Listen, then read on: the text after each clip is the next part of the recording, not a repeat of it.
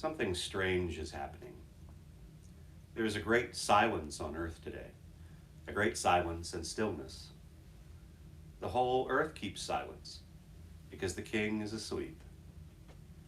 The earth trembled and is still because God has fallen asleep in the flesh, and he has raised up all who have slept ever since the world began. God has died in the flesh, and hell trembles with fear. He has gone to search for our first parent, as for a lost sheep, greatly desiring to visit those who live in darkness and in the shadow of death. He has gone to free from sorrow the captives, Adam and Eve, he who is both God and the son of Eve. The Lord approached them bearing the cross, the weapon that had won him the victory. At the sight of him, Adam, the first man he had created, struck his breast in terror and cried out to everyone, "My Lord be with you all." And Christ answered him, "And with your spirit." He took him by the hand and raised him up, saying, "Awake, O sleeper, and rise from the dead, and Christ will give you light. I am your God, who for your sake have become your son. Out of love for you and for your descendants, I now by my own authority command all who are held in bondage to come forth, all who are in darkness to be enlightened, all who are sleeping to arise. I order you, O sleeper, to awake. I did not create you to be held a prisoner in hell. Rise from the dead, for I am the life of the dead. Rise up, work of my hands, you who were created in my image. Rise, let us leave this place, for you are in me and I am in you.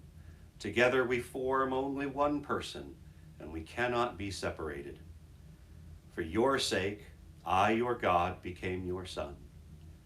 I, the Lord, took the form of a slave. I, whose home is above the heavens, descended to the earth and beneath the earth. For your sake, for the sake of mankind, I became like a man without help, free among the dead. For the sake of you who left a garden, I was betrayed in a garden, and I was crucified in a garden. See on my face the spittle I received in order to restore you to the life I once breathed into you.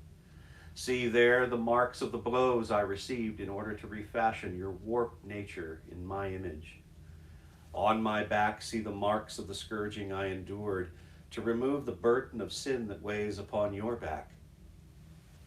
See my hands, nailed firmly to a tree, for you who once wickedly stretched out your hand to a tree. I slept on the cross, and a sword pierced my side, for you who slept in paradise and brought forth Eve from your side. My side has healed the pain in yours. My sleep will rouse you from your sleep in hell. The sword that pierced me has sheathed the sword that was turned against you. Rise, let us leave this place. The enemy led you out of the earthly paradise. I will not restore you to that paradise, but I will enthrone you in heaven. I forbade you the tree that was only a symbol of life, but see, I who am life itself am now one with you. I appointed cherubim to guard you as slaves are guarded, but now I make them worship you as God. The throne formed by cherubim awaits you, its bearers swift and eager. The bridal chamber is adorned, the banquet is ready, the eternal dwelling places are prepared. The treasure houses of all good things lie open. The kingdom of heaven has been prepared for you from all eternity.